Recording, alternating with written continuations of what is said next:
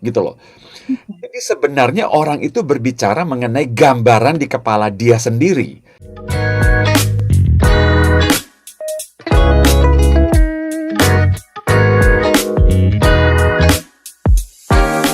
Apakah kita punya kecenderungan nih Pak Hing ya, untuk kita terpengaruh dengan omongan orang-orang yang tidak kita kenal atau mungkin kita punya kecenderungan untuk terpengaruh dengan orang-orang yang justru kita kenal nih Pak?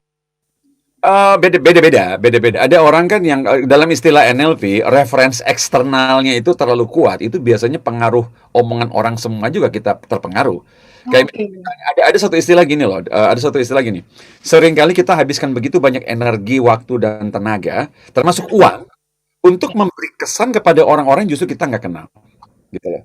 Ya jadi kita beli barang mahal. Untuk apa? Supaya semua orang bisa puji-puji kita di jalan. Padahal kita nggak kenal mereka kan gitu loh.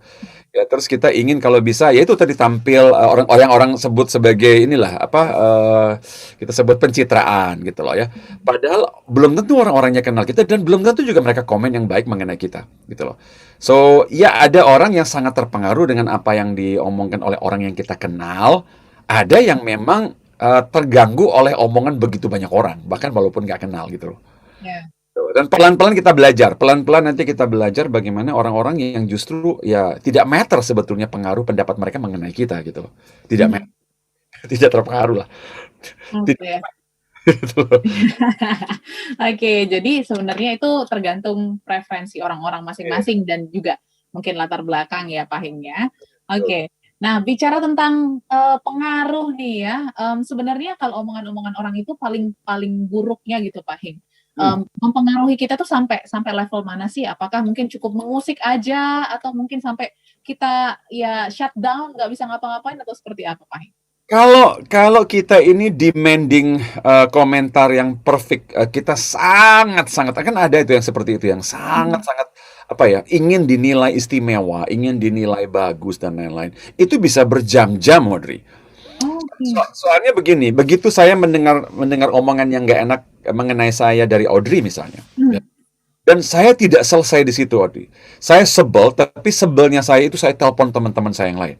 Bahkan Mmm. mungkin 2, 3 orang, saya sampai chatting sama mereka, "Lu nggak bakal percaya." Karena begini, ini lucunya kita nih, Audrey, ini lucunya nih. Ah hah. Audrey ngomong jelek mengenai saya.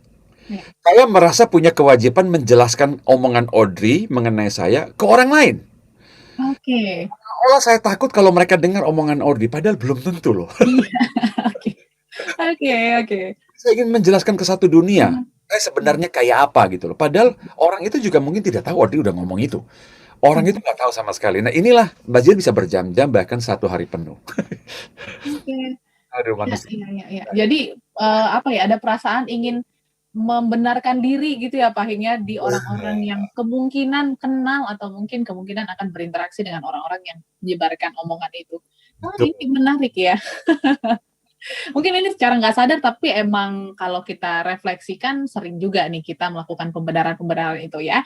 Oke, sebelum kita lanjut lagi Pak Hing, mungkin kita boleh ke tips yang kedua, silakan? Yang kedua, ini khas NLP, the map is not the territory. The map Oke, is not the territory. ya. Nah, saya pakai istilah map lagi nih. Map ini berarti, saya gampangnya aja nih, terutama yang newbie dalam dunia NLP, map itu melambangkan apa yang, cara kita memandang dunia, cara kita melihat dunia, entah dari experience, pendapat kita sendiri, pengalaman kita sendiri, dan lain-lain. Nah, setiap orang, Audrey kalau melihat dunia juga menggunakan mapnya Audrey gitu ya. Mhm. Melihat dunia dengan mapnya saya. Nah, pendapat saya mengenai apa yang bagus, apa yang benar, apa yang salah, itu semuanya tergantung dari map kita masing-masing kan, Audrey ya. Ah, Karena itu Audrey memilih, coba kalau saya tanya sama Audrey, makanan yang kesukaan Audrey dengan makanan kesukaan saya kan beda. Ya kan, warna kesukaan beda, artis juga kita suka yang beda-beda, dan lain-lain lah. Intinya begini, Audrey. mhm. Setiap orang melihat dunia berdasarkan mapnya dia, betul? Yes, pasti. Yang berarti begini, Audrey menilai saya berdasarkan saya atau berdasarkan mapnya Audrey? Mapnya Audrey, bukan berdasarkan saya. Jadi cara smart untuk supaya tidak mudah terpengaruh omongan orang adalah kita semua paham bahwa orang membicarakan kita, intinya bukan kita itu yang dibicarakan, tetapi adalah map dia mengenai kita, gitu loh. Jadi sebenarnya orang itu berbicara mengenai gambaran di kepala dia sendiri. Nah, makanya ada istilah begini, Audrey. Istilahnya begini nih. Mhm. membicarakan diri kita berdasarkan ukuran dirinya, gitu loh. Oke. Jadi kalau misalnya Audrey baik, saya tidak perlu khawatir. Audrey pasti akan membicarakan hal yang baik mengenai saya. Itu aja kan. Hmm. Saya tahu map Audrey itu isinya baik-baik semua. Nah, saya tidak akan khawatir itu. Karena itu kalau Audrey-nya menurut saya orang nggak benar, Audrey akan mencari yang tidak benar dari saya untuk dibicarakan juga, Audrey. Nah, dengan mindset begini, saya Hmm. tidak perlu khawatir. Jadi kalau misalnya Audrey berbicara hal-hal yang buruk mengenai saya, ya kepala saya akan bilang apa? Itu kan memang map Audrey isinya buruk semua. Ya ngapain saya pusingin? Oke. Jadi kalau misalnya Audrey melihat saya dengan kacamata gelap, saya kelihatan gelap loh, Audrey. Kelihatan buram loh. Kalau Audrey pakai, nah makanya orang bilang begini nih. Ini Hmm. kalimat yang saya pernah tulis juga nih. Cuma saya udah lupa daftar belakangnya nih. Otak itu mirip kacamata, Audrey. Oke. Semakin dia clear, semakin kita lihat juga bersih orang lain. Jadi kalau saya Hmm. buram, saya lihat Audrey juga buram, jorok, jorok. Hmm. Nah karena itu, ini tips nomor 2. Ingatlah bahwa manusia melihat manusia lain berdasarkan map dia sendiri. Hmm. Karena itu, kalau ada orang yang bicara buruk mengenai kita, dia sedang membicarakan dirinya sendiri sebetulnya. Gitu loh, standarnya di situ. Jadi kita bisa lebih tenang, it's okay, berarti.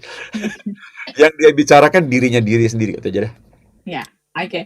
Nah, tapi nggak menutup kemungkinan ya Pak Hing, kadang kita tuh suka apa ya, pengen terlihat sempurna seperti yang Pak Hing bilang gitu ya, sehingga kita kadang tuh orang-orang yang mungkin ngomongin kita pengennya dia juga tahu kita tuh nggak seperti itu. Nah, ini apakah kita juga harus mengklarifikasikan ke orang tersebut, menunjukkan diri kita sebenarnya atau gimana nih Pak Hing? Kalau memang kita rasa perlu, misalnya di kantor. Kalau di Hmm. kantor sampai kayak misalnya quote and quote gosip muter gitu ya. Dan Oke. akhirnya mungkin berpengaruh terhadap penilaian orang-orang yang matters, kayak mungkin atasan, ya kan, mungkin bahkan customer, siapapun yang matters, menerima itu, kita mau jelaskan klarifikasi boleh. Boleh aja. Nah, tetapi ada hal-hal tertentu yang tidak perlu diklarifikasi. Kayak misalnya sosial media ini mau klarifikasi di mana?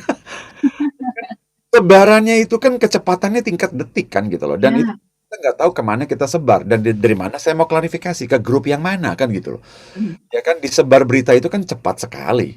Ya kan. So, paling aman tadi saya bilang, kalaupun kita tahu ada hal-hal yang buruk misalnya dari kita diceritakan ke orang lain, Mhm. asumsi kita sendiri aja bahwa orang lain menggunakan mapnya dia, ukuran dia sendiri untuk bercerita mengenai kita gitu loh. Mhm. Ukurannya dia itu. Oke. Jadi itu mindset itu harus di-switch gitu ya, Pak Hing ya?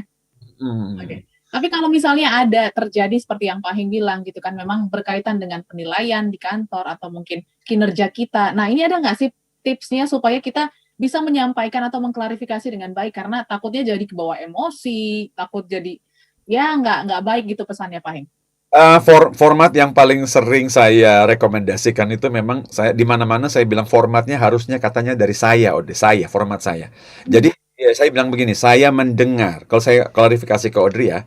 saya mendengar. Nah, istilah saya dengar itu penting sekali. Karena apa? Ini adalah dari saya. Kecuali Audrey bilang begini, saya bilang ke Audrey begini, Audrey kamu tuh ngomong sembarangan, berarti saya sudah nuduh. Ada kemungkinan saya salah loh. Ya. Nah, lebih bagus dimulai dengan saya dengar begini. Saya mau klarifikasi. Ini yang saya dengar loh ya. Nah, tolong dong klarifikasi dong. Nah, kayak gitu. Mhm. Nah, kalimat berikutnya adalah kalau memang saya tersakiti, saya merasa bahwa saya tersinggung, mulai dengan itu saya juga. Saya tersinggung. Saya merasa sakit mendengarkan ini. Bukan Audrey yang kamu katakan tadi nyakitin saya. Itu Hmm. menuduh namanya. Tetapi kalau saya dengar kata-kata ini dan saya merasa diserang dengan kata-kata ini, saya merasa loh, itu Hmm. beda. That's Ya. the. Nah, ini sekaligus saya klarifikasi. Cara klarifikasi begini, bukan langsung nuduh begitu aja. Mhm. Itu cara klarifikasi dari kata saya. Saya ya, ini mungkin bisa bermanfaat juga untuk teman-teman karena kadang kita ya di kantor pasti ada lah ya Pak Hing ya bumbu-bumbu pekerjaan ya. Jadi lebih baik diklarifikasi karena banyak juga ini sampai nggak produktif justru dipikirin terus dipendam terus jadinya jadi penyakit juga kan ya. Ini yang bahaya. Oke.